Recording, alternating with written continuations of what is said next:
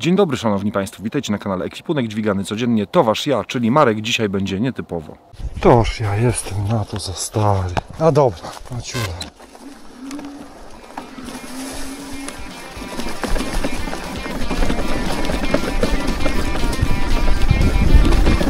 Dziś będziemy rozmawiać o tym, o co wielu z was pytało po moim filmie z Bondem, jak żeśmy otaczali żur. Nie widzę przeszkód! Au! Jedź pierwszy, zobaczymy co się stanie. A to był moment. Au! Dawaj, chodź, fajnie jest!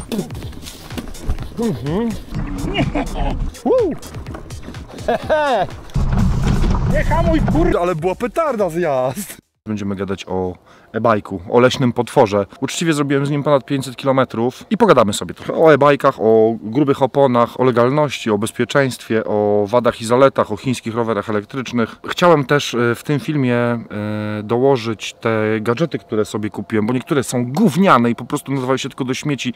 Niektórych nawet nie dało się założyć, bo przy zakładaniu się rozleciały, a niektóre są bardzo spoko, poprawiają komfort albo bezpieczeństwo, ale sobie pomyślałem, że jest tego trochę i ten film byłby zdecydowanie za długi, więc jak będziecie chcieli, to zrobię osobny film. To niezależnie od tego, czy się jeździ rowerem elektrycznym, czy e-bajkiem, czy rowerem klasycznym, to jest parę gadżetów, które mogą ułatwić takim nam, nie? Czy turystom, którzy się poruszają na rowerze, czy na rowerze elektrycznym, bo to nie to samo, wiem, nie aspiruję do miana rowerzysty, czy tym bardziej kolarza, spokojnie.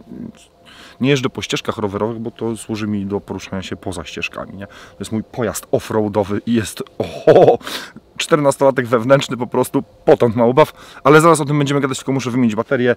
Szanowni Państwo, Lankeley MG600 Plus, który dostałem od buybestgear.com, bo dostałem go za darmo, nie kupiłem go, bo to dosyć drogi sprzęt i po prostu nie byłoby mnie na to stać. To jest warte tyle, co pół mojego samochodu. Pogadajmy sobie o off-roadowym rowerze elektrycznym, nielegalnym oczywiście, bo on jest za mocny, żeby być legalnym. To żadna tajemnica, że mam romansik od, nie wiem, może 1,5 roku z rowerami elektrycznymi. Pogadamy sobie też o reckach fachowych i o tym, czego w nich nie ma, nie? I w ogóle pogadamy sobie o plusach i minusach, bo ja go dostałem za darmo, ale on ma minusy, o których nie zamierzam nie mówić, bo to wtedy byłaby recka co najmniej z dupy. To nie będzie prezentacja, tylko omówienie po 500 km, które na nim zrobiłem, pewnie w 90% po Puszczy Bydgoskiej. I była to świetna zabawa, naprawdę. Nie powiem, kilka razy miałem ten near death experience, czyli otarłem się o śmierć. I parę razy mi się nawet podobało, ale to jest inna historia i nie róbcie tego w domu, bo ja to robiłem oczywiście tylko i wyłącznie dlatego, żeby go dla was sprawdzić. Zapraszam na film.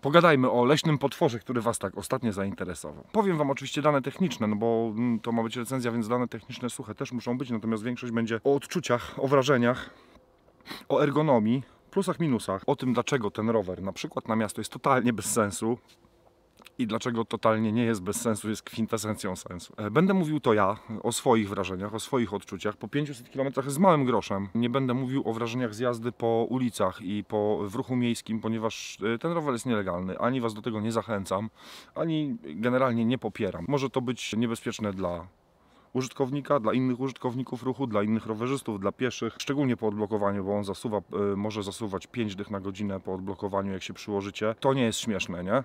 On waży prawie 40 kg, plus jeżeli jeździec jest słusznej wagi, to właściwie jakby się w kogoś puknęło, to tak jakby się walnęło motocyklem, to raz. Dwa, że wypierdzielić się na czymś takim przy prawie 5 dychach na godzinę, to tak jak przy motocyklu, nie? Tylko zazwyczaj nie jesteśmy ubrani jak odpowiednio na motocykl. Ja zresztą, żeby się nim wydurniać po lesie, kupiłem sobie kask full face'a, bo uważam, że zwykły kask rowerowy na tego typu maszynę to nie jest do końca bezpieczny i najlepszy pomysł, więc jak chce się powydurniać, czy jak jedziemy z Bondem się powydurniać po lesie, to full face jest najlepszą opcją, nie? I odpowiednie gogle, bo trzeba o siebie dbać. Trzecia sprawa jest taka, że to jest produkt chińskiej marki i one są dosyć uczciwie zrobione. Ja go naprawdę skatowałem, nie? Przez te 500 km. Zresztą to będzie długi film między innymi dlatego, że chcę wam pokazać trochę jazdy po puszczy, trochę mojej puszczy ukochanej bydgoskiej, trochę sposobów, w jaki go wykorzystywałem, żebyście nie myśleli, że sobie zmyślam, bo wkurzają mnie te recki, gdzie gość dostaje rower, pojedzie na nim 3 razy gdzieś tam po asfalcie albo po podwórku, przeczyta trochę danych technicznych z broszurki i uznaje się to za recenzję. Tak jak z innymi rzeczami, które się recenzuje. Najpierw się powinno poużywać, żeby sobie wyrobić własne zdanie. Czytanie tylko danych technicznych z broszurki, czy plusów napisanych gdzieś tam przez producenta, to okan do dupy rozbić, nie? Tak po prostu. Dane techniczne. To jest Lanke Lazy MG600+. To waży 37 kg. Jest na oponach, że ja wam go będę pokazywał. Za nim albo obok może, żeby była ten pogląd. 1,90 m to masz dokładnie tyle co rower, tak? Wygląda na to, że te wszystkie rowery wyglądają na takie wielkie, jak są na nich, wiesz, 50-kilowce, nie? O, żebyście mieli pogląd. 37 kg waży razem z baterią, co jest istotne, bo sama bateria waży prawie 5. Podają, że chyba 4 kg, ale ona waży trochę więcej niż 4 kg. Wkurza mnie podawany zasięg we wszystkich e-bajkach. Może to jest jakaś taka teoretyczna wartość, natomiast w praktyce ma się to nijak do faktycznych zasięgów, ale o tym zaraz też będziemy gadać. Bateria ma 48 V i 20 Ah. Podają, nie rozbierałem jej oczywiście, ale podają, że pakiet jest na bateriach Samsunga. Jest oczywiście cały aluminiowy, jest na kołach 26, natomiast bo wydaje się to mało. Ja normalnie jeżdżę na rowerze w treku zwykłym, klasycznym mam 28 cali koła, a w na przykład Eleglide mam 29 cali koła, ale to są zwykłe koła, tam 2 z groszem cala, natomiast tu są 26 cali felgi. Obwód jest praktycznie taki jak przy 29-calowych kołach, no bo to są opony 4-calowe, czyli 10 cm szerokości, bo to fatbike, nie? Niektórzy mówią, no to plażówka. I to prawda, dlatego między innymi uwielbiam jeździć po puszczy, bo puszcza jest mocno piaskowa i czasami po prostu zwykłym rowerem, niezależnie od tego, czy on ma silnik, czy nie, wbija się człowiek po piasty, w piach, taki luźny, taki właśnie plażowy, miałki, jasny piaseczek i nie idzie ukręcić. Te koła i w ogóle ta konstrukcja najwięcej fanu i najwięcej plusów pokazuje właśnie w takim terenie, no wiecie, nie po asfalcie, nie? On na asfalt moim zdaniem jest bez sensu, no bo opory toczenia ma większe. Dobra, nakituje się tam na maksa te opony, bo tam są chyba do 2 barów mniej więcej, podaje producent, w zależności od tego jaka to jest opona, ale tam załóżmy, że ja mam w tej chwili w niego nadmuchane chyba 1,2 albo 1,4 bara. Ja go nie pompuję na kamień, bo raz, że można się na nim wyłożyć na zakręcie, tym bardziej jak traficie na miękki piaseczek. Nie pytajcie skąd wiem, ale to nie na tym, to na poprzednim. Dopuszczalna ładowność na niego to jest chyba 188 kg dokładnie, z czego podają, że 50 kg może być na bagażniku. Bagażnik jest naprawdę solidny, też wam zaraz go pokażę z bliska, nie? To jest wersja Step Through, czyli nie ma ramy, jest... Kiedyś się na to mówiło damka, nie? Mówię sobie, kurczę, tak mi zaproponowali ten rower na damce? Nie dość, że stary, nie? Dziad. Rower ze wspomaganiem, to jeszcze damka, ale kurde, jak tutaj jest nakitowane na bagażnik, ja wożę tutaj taką motocyklową, na przykład 40-litrową torbę, no to faktycznie się wygodniej wsiada, nie? Nie chodzę w spódniczce, a i tak się wygodniej wsiada. W zasadzie to... Bardzo mi z tego powodu wszystko jedno, nie? Czy ktoś pomyśli, że jeżdżę na takim i... Ten Eleglide, którego znacie, widzieliście go na paru filmach, on ma tą taką baterię bidonową na wierzchu, a ten już ma baterię schowaną w ramię i ma jeszcze fajną rzecz, że wszystkie kable są schowane w ramię. To jest fajna opcja, petarda, zawsze trochę mniej kurczę do rozpierdzielenia, nie? Ale o szczegółach, chodźcie. Chodźcie bliżej. Bagażnik, on ma 20 cm szerokości, jest naprawdę solidny, nie? Tu na niego można nakitować, tylko że też wam powiem o jednym minusie, który u niego zauważyłem w tym rowerze. Nie wiem, czy to jest jakaś moja wina, ale wydaje mi się też, że może trochę być to wina konstrukcji czy geometrii ramy. Ale to o tym będziemy gadać.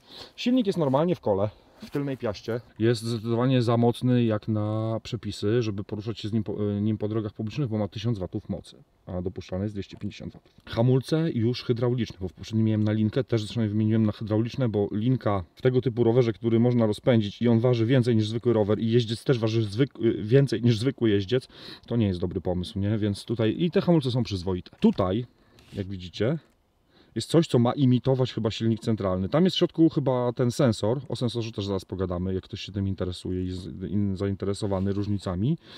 Ale to jest ta atrapa. Tam jest pusto, nie?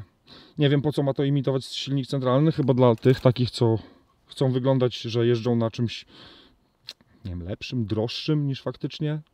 Błotniki też są uczciwe, fajne są błotniki. Nie chlapie na plecy i nie chlapie na gębę, a może chlapać, nie? Bo te opony rzucają dosyć dużo błota i kamieni też. No niestety raz prawie zastrzeliłem Bonda rowerem. Ja wiem, jak to brzmi, Ale tak było, nie? Bo strzelają, jak się jedzie po jakiejś szutrowej, takiej drodze pożarowej w lesie, bo tak czasami się zdarza, że kawałek gdzieś tam przelecimy, no to strzelają spod tych opon, nie? Kamulce. Ale jesteśmy kwita, umówmy się, Bondo nie był mi dłużny. Tarcze są 180 w przednim i w tylnym kole, spoko, chociaż no on jest ciężki, jakby były większe, to by było lepiej, albo jakby miały więcej tłoczków, no ale to wciąż nie jest jakiś tam sprzęt taki wyczynowy, powiedzmy. Siodełko, tu jest grubsza rura, bo w tamtym moim zwykłym cienkuszu jest rura 20, podsiodłowa sztyca, nie? 27,2, chyba to jest najcieńszy rozmiar i ona się, jak się ma gruby tyłek, to po prostu gnie. Ja w pewnym momencie zobaczyłem, a ta sztyca u mnie w tamtym rowerze jest wygięta jak banan do tyłu. Oczywiście to też kwestia geometrii, bo ja zawsze wiadomo, chcę sobie zarobić jak najwięcej na rozmiarze, no bo ten rower jest przystosowany do jeźdźców od 160 chyba do 190 cm, więc ja jestem dla niego za wysoki. Też mnie wkurza to, że ludzie opowiadają tam, o ile zrobili na tym rowerze coś tam, nawet nie powie gość ile waży, ile ma wzrostu, nie? No do cholery, to jest ważne, nie? Tu się chowa bateria, żeby wyjąć trzeba mieć kluczyk. Wyciąganie jest takie sobie, nie? Bo się skręca koło i tak wychodzi średnio raczej. Mogłoby być wygodniejsze, na pewno. Można ładować bez wyciągania. Chodź tu, bagażnik. Po prostu tu jest port do ładowania. No ja wyciągam, bo nie chce mi się go taszyć na górę, a prąd mam na pierwszym piętrze, więc wyciągam baterię, ładuję samą baterię, bo też jest taka opcja.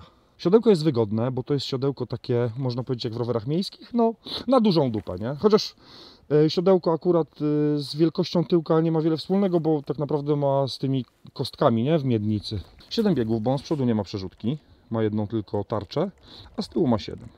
Trochę mało, bo można byłoby z niego wykręcić więcej, albo gdyby z przodu była większa zębatka, albo gdybym miał z przodu przerzutkę, albo gdybym miał tu więcej biegów. Może pokombinuję i założę mu 9, nie wiem czy wejdzie, ale zobaczymy. Pedały, platformy, takie standardowe jak u nas robi Dartmoor, albo Chińczycy mają taką firmę ZTTO, czyli takie platformy z kolcami. Kolce nie są wymienne i są takie, no wystarczy do takiego zwykłego jeżdżenia, nie?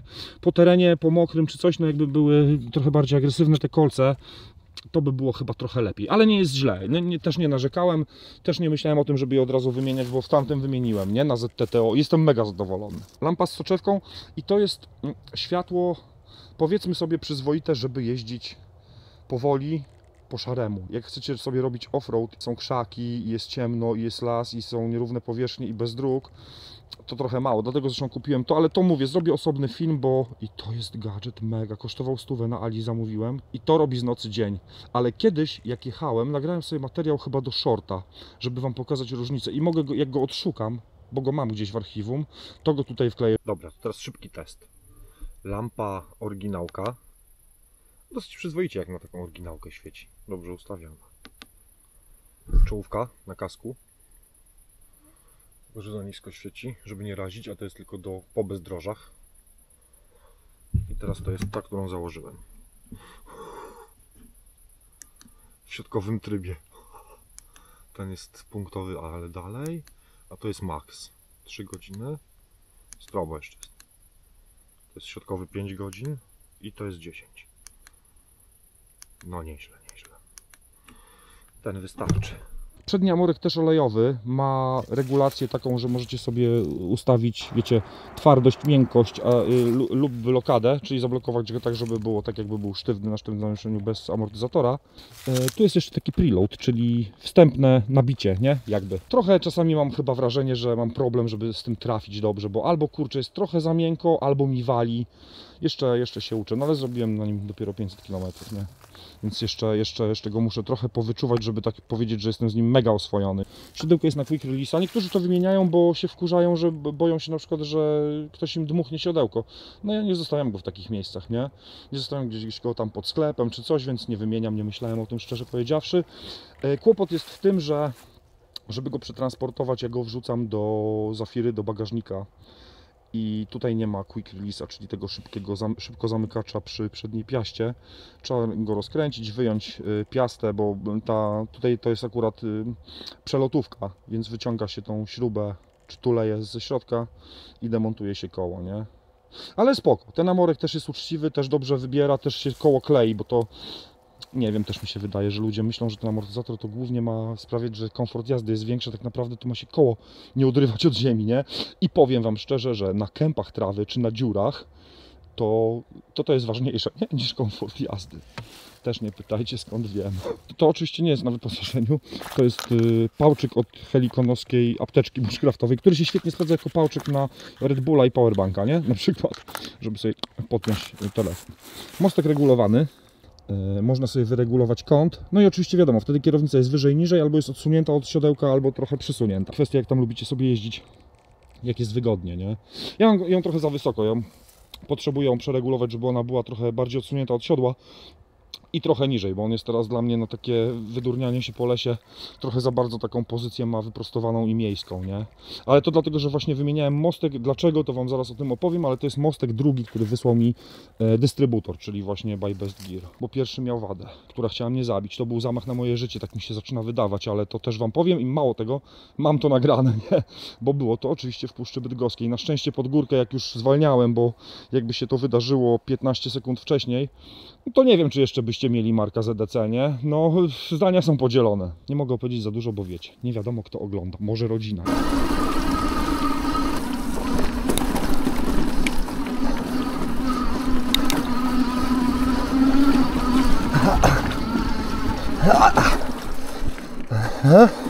O kurde. O fuck.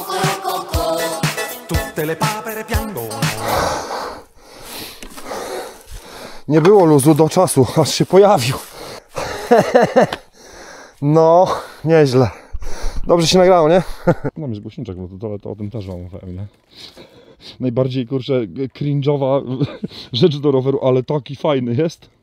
Nie, znaczy, oczywiście, że używam go właściwie do rozmów, nie? Bo on jest też zestawem głośno mówiącym, przecież po lesie jeżdżę, nie słucham muzyki jak debil, na przykład, nie wiem, Pedro, nie?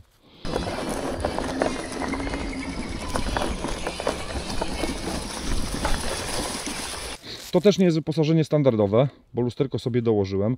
O lusterku też Wam powiem, też mam przejścia z lusterkami z AliExpress, też gówniane, wyrzuciłem do śmieci, bo się nie nadawały do niczego. Znaczy były, ale przy każdej najmniejszej dziurce się rozregulowały jak chciały. Tu jest włącznik, tu się włącza ekran, proszę bardzo, oto on. O, 515,6 km mam nim zrobione.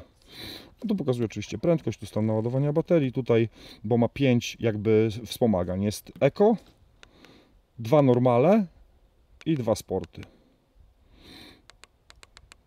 Jak robiłem test baterii, o którym też Wam zaraz opowiem, to jeździłem na trójce. Czasami 4, 5, ale sporadycznie i bardzo rzadko, można powiedzieć, że kilka razy, zrobiłem 60 km. Też mam to całe nagrane i też Wam o tym opowiem. To jest jeszcze, ile ostatnio. Maksymalna prędkość, average speed, czyli prędkość średnia. O, pyk, pyk, pyk. A to trzeba zresetować i minus. O, i się resetuje. No. Tu jeszcze wiadomo, jest lampka.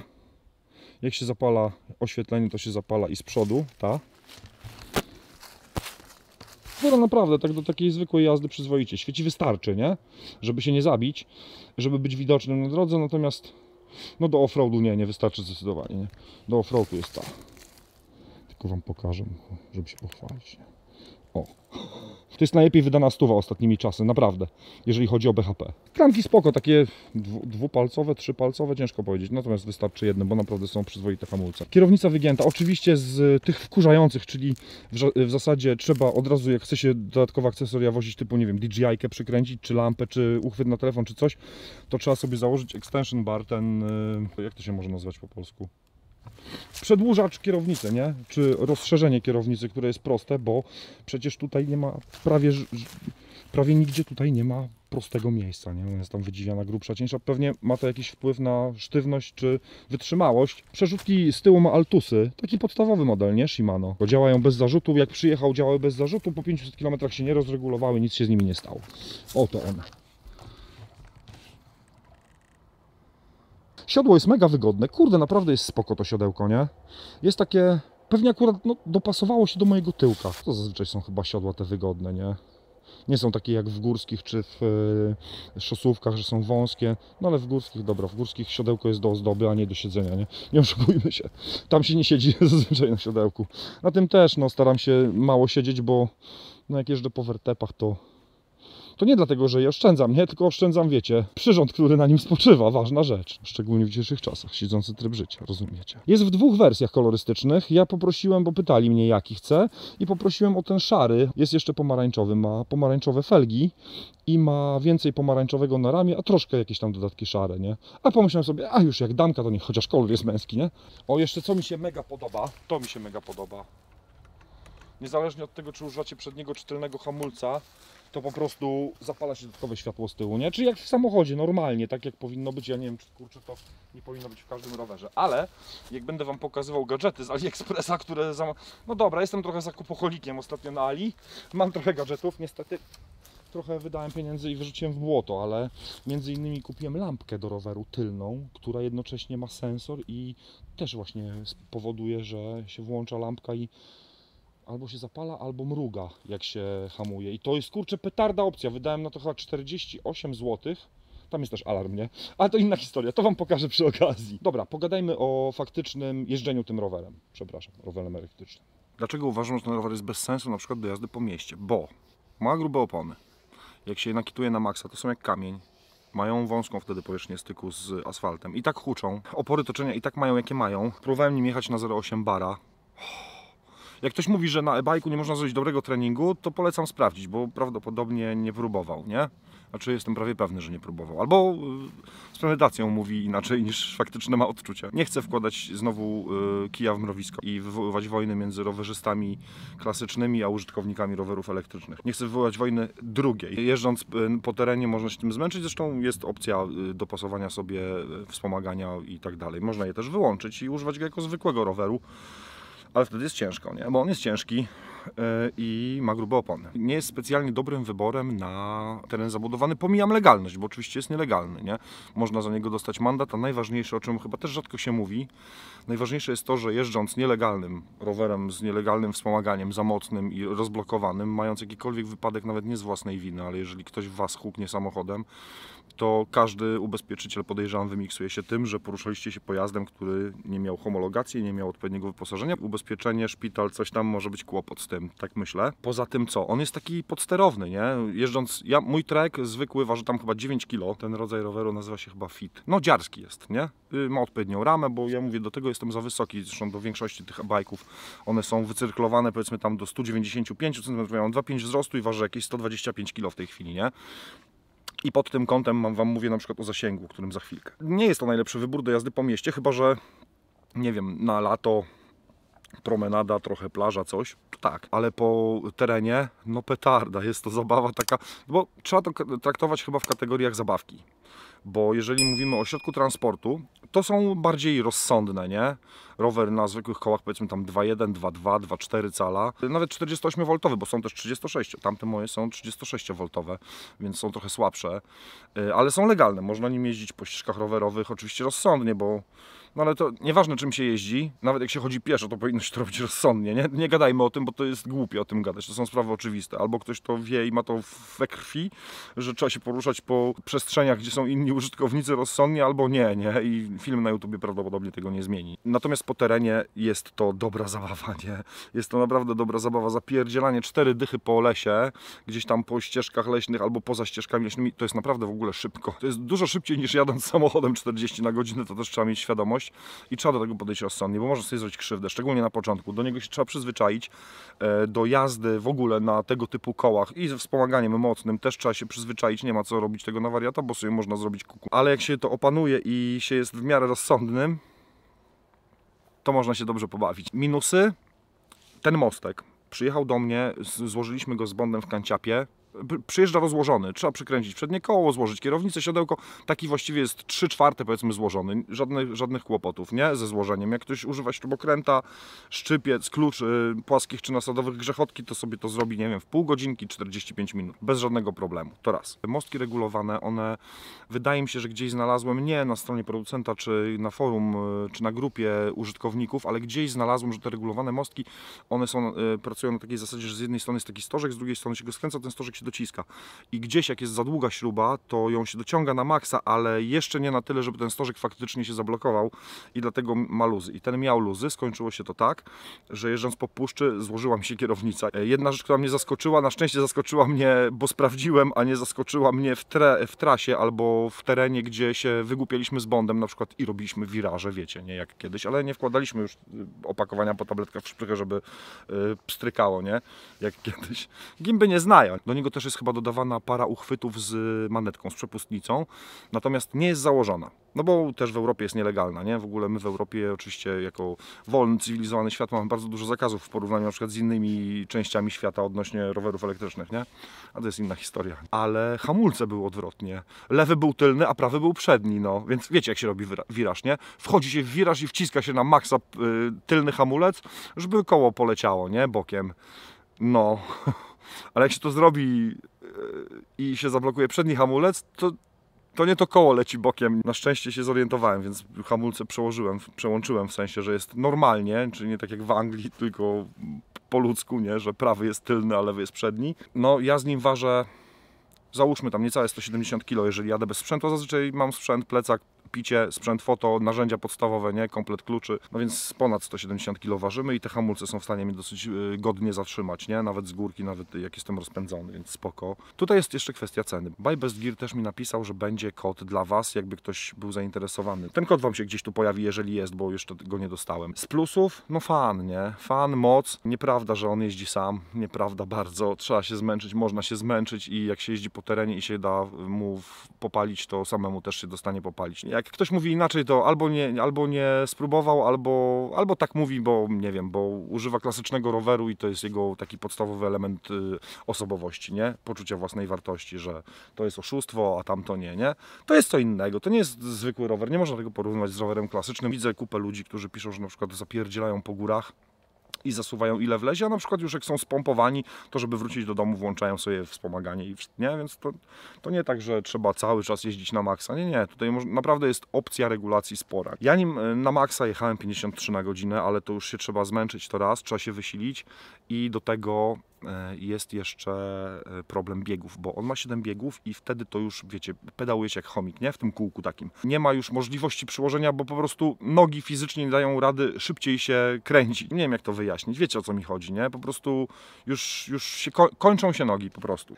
Ale 53 to naprawdę to sporo jak na rower, nawet taki ciężki. W takim układzie to on dobrze, że jest taki podsterowny, bo jakby był nadsterowny albo taki dziarski, zwinny jak... Tak porównuję do mojego treka, nie? Bo to treka mam od lat, jeżdżę na nim od lat i w sumie już nie pamiętam jak się jeździ na innych rowerach takich zwykłych, więc no ten mój trek jest zwinny i tam bym nie chciał takiej prędkości osiągać, to by mogło się skończyć tragicznie. A odnośnie zasięgu, bo oczywiście wszystkie firmy podają jakieś takie wartości w ogóle też wiecie skąd, nie? Z tego co na siodełku tamtym wygodnym zazwyczaj ląduje, nie? Tu producent Lazy podaje, że on chyba w trybie wspomagania jest w stanie przejechać 130-150 km, a w trybie takim elektrycznym, bo można w innych zakątkach świata można jeździć jak motorowerem, nie? Na przepustnicy, motorowerem elektrycznym, że około tam 50 chyba 70 km. Ja na nim, po terenie, ze mną na pokładzie i z sprzętem foto, ale lekkim, tam miałem mniej sprzętu foto, a więcej miałem picia i tak dalej, zrobiłem 60 km. Po 30 bodajże 2 km spadła pierwsza kreska, bo to nie jest liniowo, nie? Spadła pierwsza kreska, później co 10 km spadała następna. Dojechałem do Kanciapy, miałem 60,8 chyba kilometra zrobione i została jedna kreska, nie wiem, wyciągnąłbym pewnie jeszcze parę kilometrów z niej, ale naprawdę był to teren, było mało po płaskim i dostał popalić, nie? Z czego pewnie 90% przejechałem na trójce, czyli na tym środkowym trybie, czyli drugim trybie normal. Bo wiadomo, przy trybie Eco zrobiłby dużo więcej. Teraz w kontekście jeszcze sensora. Są właściwie dwa rodzaje sensorów. Widziałem gdzieś nawet jakiś rower, który ma oba i w które można przełączać. Jest sensor kadencji, czy speed sensor, na przykład w tym modelu można taki albo taki, bo od marca chyba 2024 w tym jest montowany też torque sensor, czyli czujnik momentu obrotowego. No już zaraz idę, spokojnie. Albo czujnik kadencji, czyli ten zwykły. Czujnik kadencji, pojawia się coś takiego jak pedałowanie, ghost pedaling na to mówią, czyli niezależnie od tego ile siły wkłada się w kręcenie pedałami, on na zadanym trybie po prostu rozpędza się do danej prędkości i cześć, czyli silnik właściwie ma albo 0, albo 100%. Nie ma takiego, wiecie, że im potrzebujecie więcej pomocy, tym on więcej pomocy da. Torque sensor, czyli ten sensor momentu obrotowego, jest mądrzejszy po prostu. On jest bardziej wtedy ma taki feeling rowerowy bardziej, że tak powiem. Nie wiem, czy można tak powiedzieć. Do czego zmierzam? Tutaj, nawet jak macie na maksa odpalone wspomaganie, czyli na tym trybie 5, a sobie delikatnie powoli pedałujecie, możecie powoli jechać. My to sprawdzaliśmy z Bondem, on ma tam speed sensor i po prostu jak dotknie pedałów i magnesy w czujniku dadzą sygnał do kontrolera, że pedały się kręcą, to po prostu odpala i jedzie. Bondo musi dopasowywać wspomaganie do tego, jak ja jadę. Ja mogę dopasowywać prędkość jechania tylko delikatnie pedałując, nie? Bo jadąc na maksymalnym wspomaganiu, jak się delikatnie nie naciska się mocno na pedały, to on jedzie powoli. Dopiero jak się zaczyna naciskać i ten czujnik czuje, że potrzebujecie więcej pomocy, bo więcej depczecie, to zaczyna do tej zadanej mocy wspomagać. To jest takie turbo w nogach, nie? Bo tamten czujnik powoduje, że się jedzie tak właściwie trochę jak na motorowerze właśnie, że można udawać, nie? Pedałowanie. Tutaj moc i tak reguluje się mocą naciskania na pedały. Fajne to jest takie mądrzejsze. Mało tego, też jest bardziej efektywne. Po prostu trochę oszczędza baterię. Na pewno go jeszcze parę razy zobaczycie, bo no, to jest naprawdę fajna zabawa i mówię, nie ukrywam, że od 1,5 roku pewnie mniej więcej, no mam romans, nie? Z e-bajkami. Zresztą z Eleglidem też i tam sobie piszemy, trochę parę razy mnie o coś tam pytali, parę pomysłów może im podrzuciłem. Fajna to jest, ciekawa branża, nie? Znaczy mężczyzna musi mieć kilka hobby, nie? A tym bardziej, że to można fajnie połączyć z naszym hobby, bo można więcej zobaczyć, można zabrać więcej gratów na Bushcraft, wiadomo. Nie mogę się doczekać do zimy, nie? Wiadomo, że bateria będzie dużo słabsza, no bo baterie w niskich temperaturach to jest zawsze kłopot. Jakby był jeszcze taki śnieg i wiecie, taki śnieżny, sobie zrobić rajdzik gdzieś po borach, kurde, z biwakowaniem. Na to czekam, prawdę mówiąc, nie? Jeszcze muszę tylko rozgarnąć, bo się nie znam. Jak ktoś ma z Was doświadczenie, to chętnie przygarnę jakąkolwiek pomoc odnośnie opon. Czy muszą być jakieś opony? No, domyślam się, że muszą być podobnie jak w samochodzie, czyli z bardziej miękkiej gumy, które szybciej są miękkie i które wolniej sztywnieją. To nie jest tani gips i on kosztuje w promce. Jak ja go wybierałem, to był 1890 € kosztował w Buy Best Gear, czyli z 8 koła, nie? No mówię, pół mojego samochodu, więc ja bym sobie pewnie nie kupił czegoś takiego, albo musiał zbierać z 2 lata, nie? Żeby sobie pozwolić na coś takiego. Chciałem Wam pokazać parę rzeczy, chciałem Wam pokazać, jak jeżdżę sobie po puszczy, chciałem Wam pokazać, jak wygląda w ogóle puszcza, bo faktycznie, no dzięki niemu też przez, nie wiem ile, 1,5 miesiąca zrobiłem no, praktycznie pewnie z 400 parę kilometrów po Puszczy Bydgoskiej, nie? Zjechałem tyle ścieżek i zrobiłem tyle skrótów nowych. Naprawdę to była dobra zabawa, to była świetna zabawa. No. Jeszcze jakbym miał drugą baterię, tylko że te baterie do niego to też jest killer, nie? Bo takie zwykłe kosztują tam powiedzmy koło 1000, a tu jak sprawdzałem do niego, jak się kupi w Buy Best Gear chyba też ma zapasówki, ale na stronie producenta są to chyba $600 kosztuje, czyli gdzieś 2500, nie? Ale już by zasięg miał wtedy uczciwy, nie? Jakby chciał jechać bardziej po płaskim, czy gdzieś tam jechać bokiem sobie jakąś dłuższą trasę, no to ponad 100 na 100% by zrobił z bagażem, nie? To też jest jedna rzecz, której, kurczę, nie rozumiem. Ma z przodu takie mocowanie na główce na 4 śruby i można sobie dokupić taki koszyk jakby, nie? Ten koszyk w ogóle kosztuje 100 €. Szukałem na AliExpressie, nie ma. Sprawdzałem kilka e-bajków takich właśnie z tym mocowaniem z przodu. Każdy ma oczywiście inny rozstaw. Ale kurde, nie ma takich właśnie platform, żeby sobie na przykład wrzucić tylko taką Elkę i do tego przytroczyć, nie wiem, jakiś dryback czy coś, nie? To by ułatwiło sprawę, cholera. No ale 100, kurczę, 100 €, czyli 400 ponad za taki koszyczek na, nie wiem, na kilo jabłek? Trochę drogo. I nie jeżdżę na nim nigdy w życiu bez kasku, nie? A tak naprawdę najczęściej full face, bo trzeba dbać o gębę, no jaka by nie była, nie? No wy wiecie, jak wygląda moja, nie? No ale mimo wszystko, nawet taka, uważajcie na siebie, jak się wydurniacie po lasach, czy pieszo, czy rowerem elektrycznym, czy czymkolwiek innym w ogóle, jak się wgłupiacie, to na siebie uważajcie, nie? Bo BHP, no ale jakieś podstawy zdrowego rozsądku należy mieć nawet w naszej branży. Dziękuję, szanowni państwo, za uwagę. To wszystko nadawałem ja z Nadwisły. Do zobaczenia wkrótce. Mam film jeden fajny do zmontowania i jest Bushcrafcik o zachodzie słońca, tylko będzie pewnie po tym filmie, bo długo mi zejdzie montaż, nie? No. Dziękuję bardzo. Do zobaczenia w firmie Buy Best Gear. Dziękuję za użyczenie tego potwora do testów i do recki, bo fajna zabawa. No i tyle. Ale się rozpadało i burza, nie? Zgrałem sobie wieczorem to, co wczoraj nagrałem i zabrakło mi paru rzeczy. I dzisiaj nagrywaliśmy z Bodem tam sobie jeszcze przebitki, bo do mnie przyjechał do Kęciapy. Ale jestem mokry, ale zaczęło lać. Wypisałem sobie Takie ważne rzeczy, które nie powinny zostać przemilczane w recenzji, o których po prostu zapomniałem. Pierwsza rzecz to shimmy shake, albo deadly wobble na to mówią, szczególnie motocykliści, bo to w motocyklach jest popularne, ale w rowerach też się zdarza. I tutaj, kładąc na bagażniku, czyli dość wysoko obciążenie, wcale nie duże, bo rzędu powiedzmy 10 kg, miałem straszny problem z tym, że po prostu kierownica zaczęła chodzić i jak się puściło, to zapierdzielała i coraz bardziej, wiecie, amplituda się zwiększała, czyli no może być to niebezpieczne, więc trzeba uważać. Nie wiem, jeżeli ktoś na przykład jeździ podobnym rowerem, czy o podobnej ramie, to może też skomentuje, bo jestem ciekawy, czy to jest jakiś mój problem wyjątkowy, czy... Wydaje mi się, że nie, że to jest problem konstrukcyjny trochę, więc trzeba pamiętać, że jak się obciąża, to lepiej sakwy na bokach i im niżej, tym lepiej i im bliżej siodełka, tym lepiej, bo też jak poprawiłem torbę, przesunąłem ją na maksa do przodu, to pomogło. No, miota strasznie kierownicą, kurde.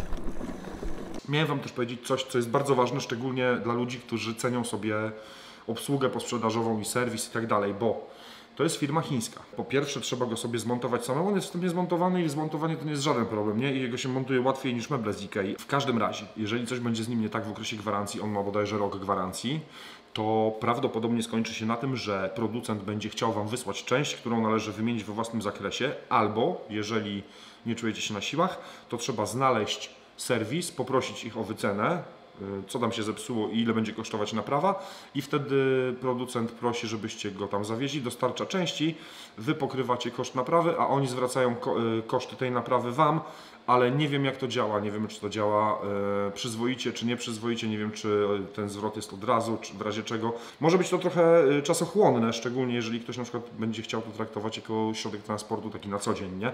Też trzeba mieć to na uwadze. Też sprawdzałem tą firmę i to nie jest firma Krzak, która tam funkcjonuje 2 miesiące, bo już recki chyba pierwsze też widziałem wczoraj, bo ja nie oglądam recek przed swoją recką, żeby się nie sugerować, nie?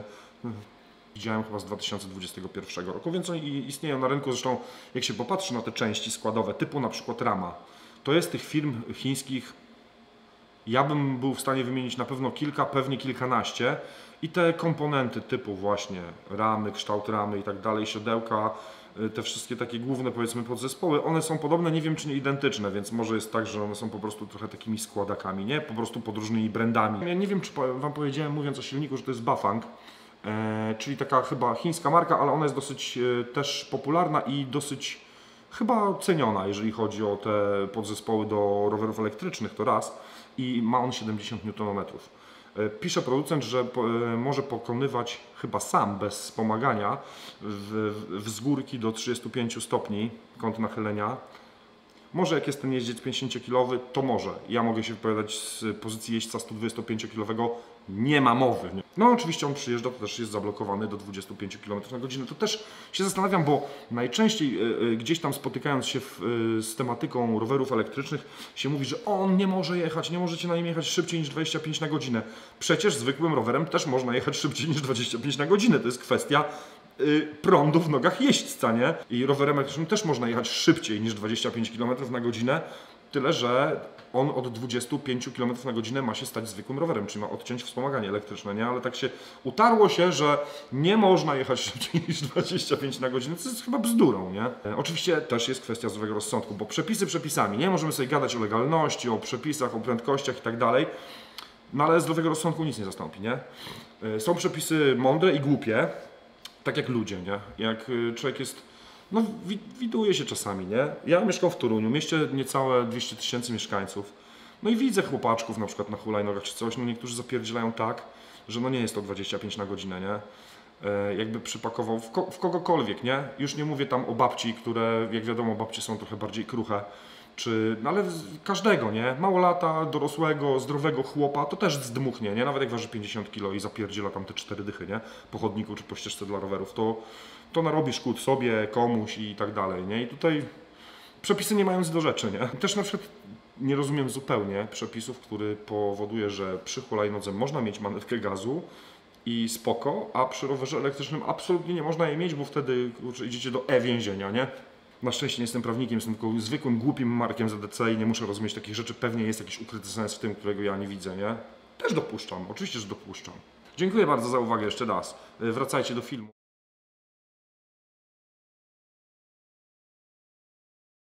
Toż ja jestem na to za stary. A dobra, Maciula.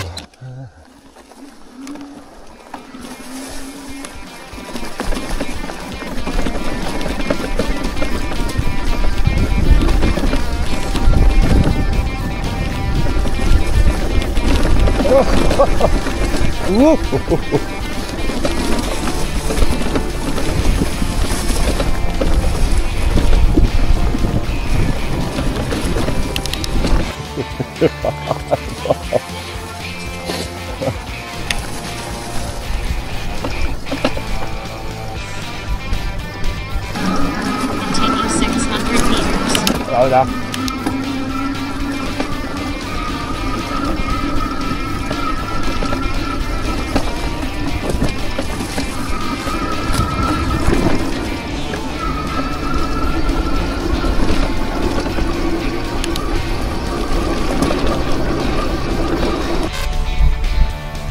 Nie ma szans. Nie.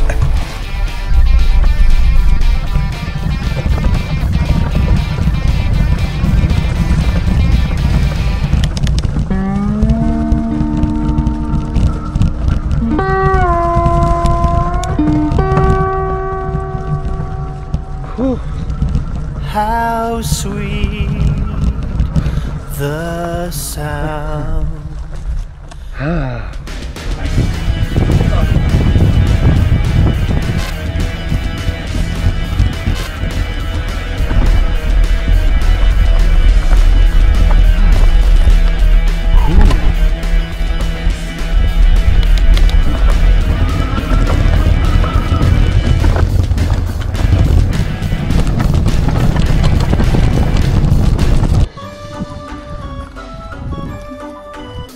O.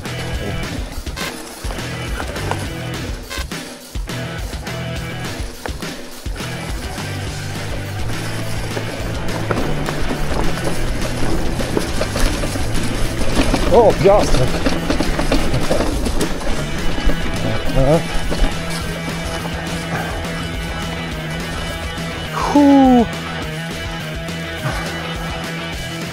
No nie wiem.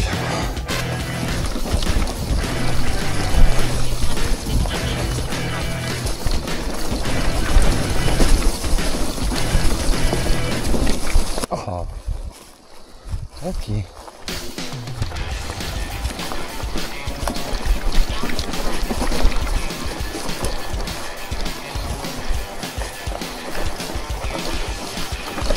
O!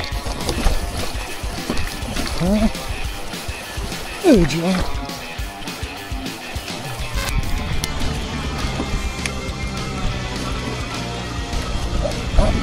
Aha. Ale plaża. O Jezu. Jedźże.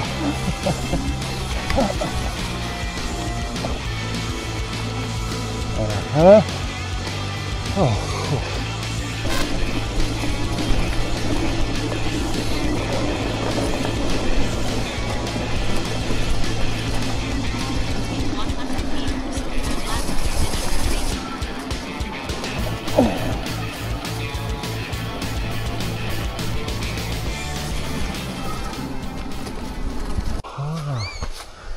Tu macie gniazdo.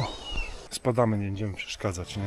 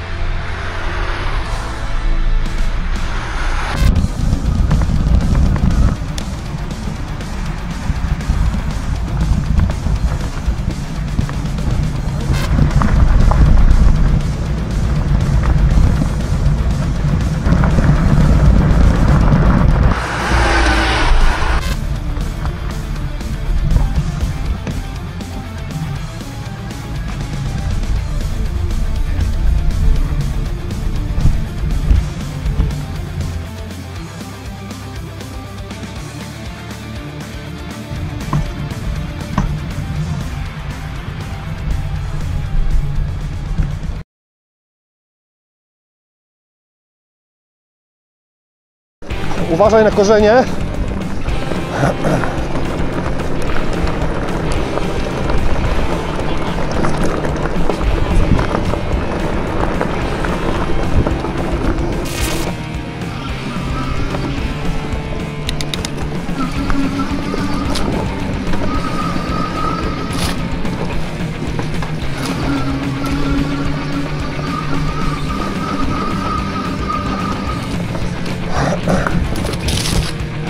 Aha.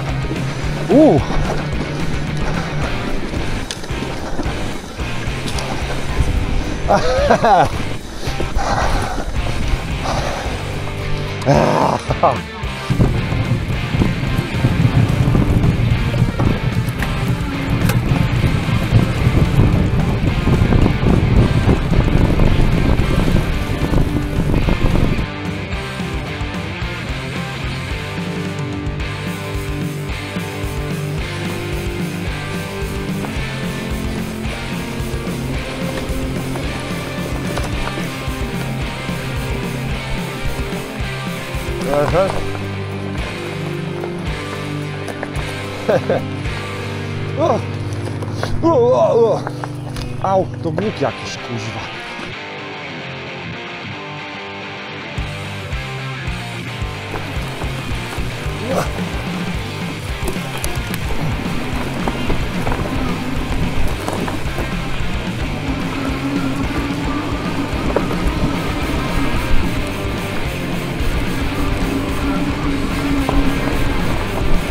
O!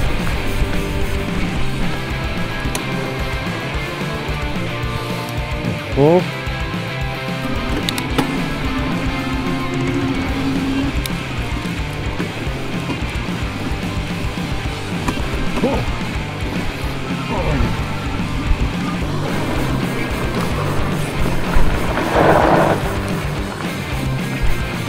Slightly left.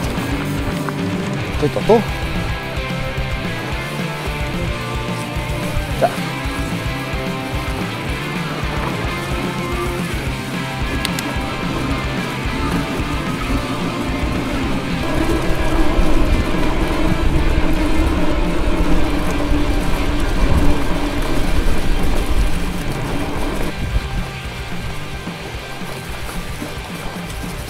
Tu lubią być niespodzianki.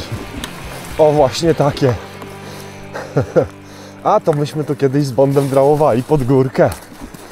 Poznaję ten piasek. Każde ziarenko. A dobra, przyjdziemy po nim? Ale mięciutko. O, jeszcze korzenie. O, jeszcze hopy. O, jeszcze piach na końcu. A i skręć w prawo. Dobra. Gdzieś jest droga? Jest, bo cross jechał.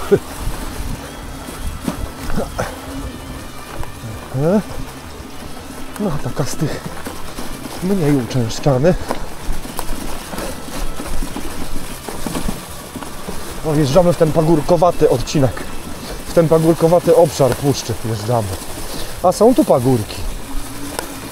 Czyli wydmy obrośnięte lasem tak naprawdę.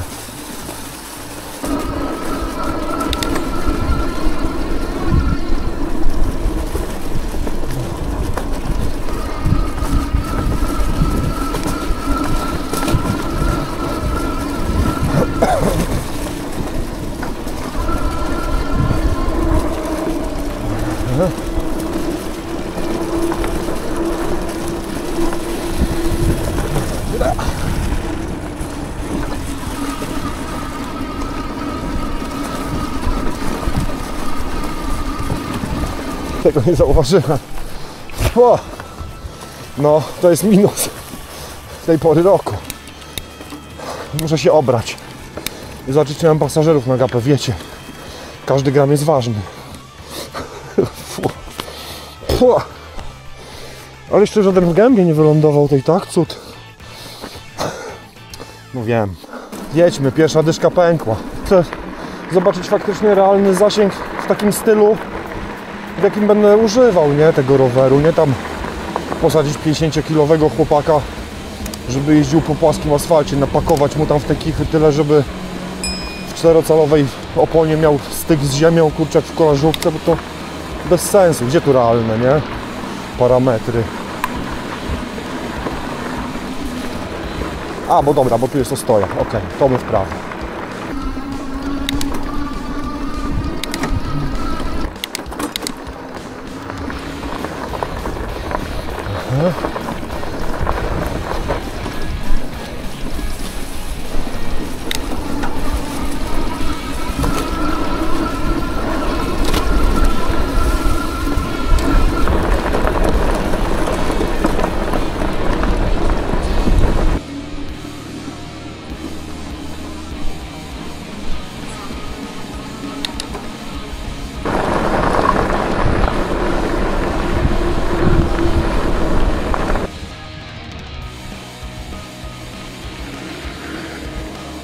Stanie po kamerę jest tak głupie, że po prostu szkoda mi słów. Aha. Oj!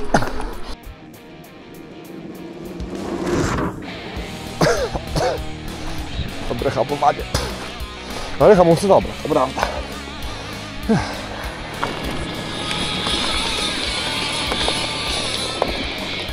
Wow!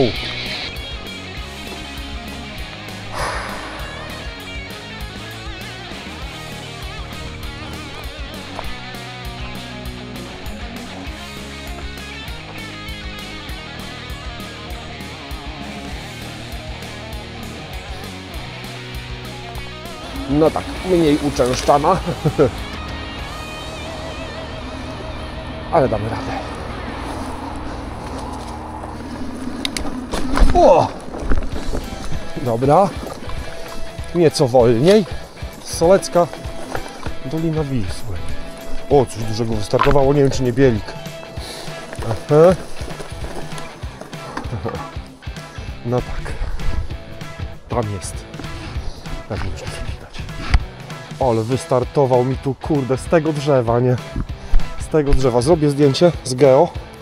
Delikatnie. Można być głupim, ale nie do przesady. 42,2, druga kreska.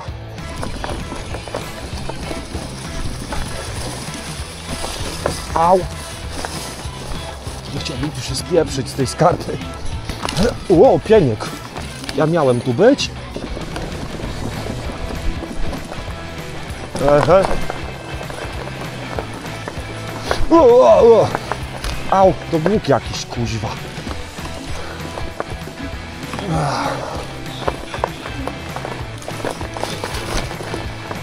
Halo. Halo, dzień dobry. 14 km zostało mi do Kanciapy. No dobra, póki co przedrzyjmy się przez te głogi nieszczęsne, bo ała. No właśnie. Ale zrobiło się jakby przejrzyściej. O, może tak to ujmę. O, tu ta skarpa jest, no, blisko jest. Fajnie. Ale wolałbym po jasnemu chyba. Cholera, z Bondem musimy tu przyjechać sobie fotki porobić, bo teraz to sobie można zejść fotki. Czorne. To można powiedzieć, że też jest single track, tak? Au, te kolce. Cholerstwo. No nie. Tu to ja nie wjeżdżam. Jeszcze mi nie zeszły ostatnie blizny. Do widzenia. Aha. O, turn left. No już. No niezła miejscówka, niezła. Kupa zwierzaków tutaj widać nocuje.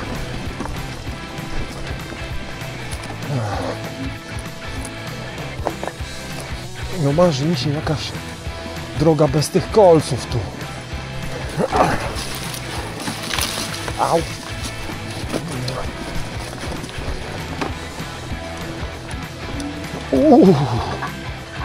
Dobra, zagapiłem się. Ale to może nawet lepiej. Bo bym się tu zgarbił. O. Boże. Nieźle. Serwdro trasy. Marek. Zapomniałem, że ma walk mode. Który mało daje pod taką górę. Dobra.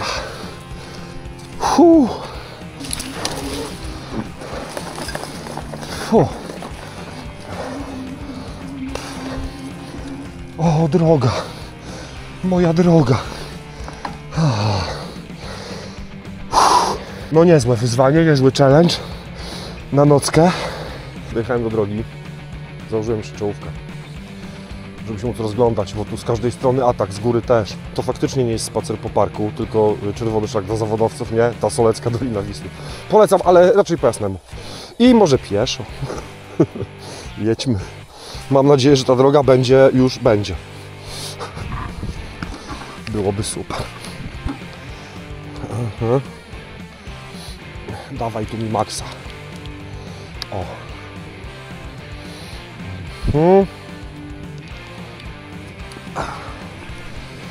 Bądź drogo.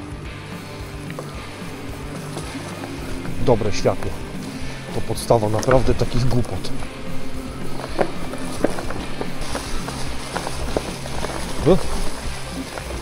Kurde, wiecie. Pająk.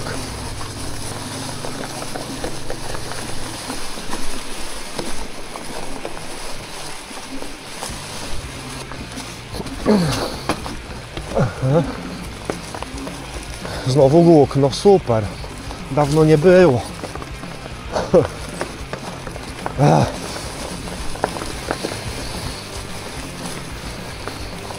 O, super. Ale trzeba uważać. Z góry, z dołu, zewsząd atak.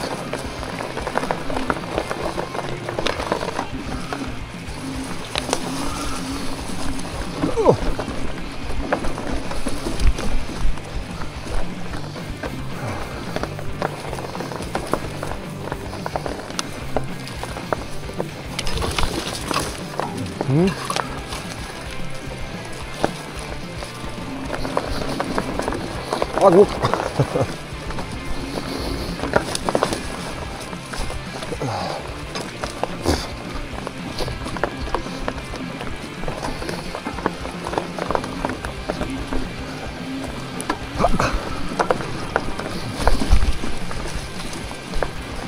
O, jaki wypas. Nie gadaj, że mogłem tu jechać wcześniej. Lepiej nie wiedzieć, nie? Ja nie chcę wiedzieć, jeżeli mogłem. Na pewno było lepiej, bo ostygłem i zimno mi teraz. No dobra, to jedźmy. Zobaczmy tutaj. Czyli będziemy na dół. Dobra. A już teraz nie ma wydziwiania. O kurde. Spora różnica. O, jakieś rowy po maszynach rolniczych. Nie mogę gadać, bo robale. Problem jest w tym, że też w tym sztucznym świetle trochę inaczej widać te rowy, nierówności, dziury. Niektórych po prostu nie widać.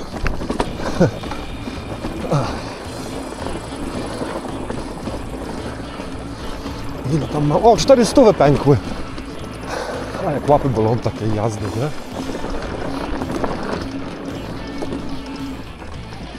No.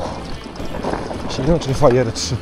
Z inną siłą. Przynajmniej ja tak mam, bo się boję, że się, jak poluzuje uchwyt, to że się wywalę na głupi ryj. Ale my już chyba jesteśmy, proszę Państwa, przy Zielonce, na naszych terenach. Tu już znam każdy rowek. Mogę bez lampy jechać. Nie no, żartuję. Znaczy znam teren dobrze, jestem tu często, ale bez lampy to bym nawet po domu się teraz bał chodzić. O, po tych przeżyciach.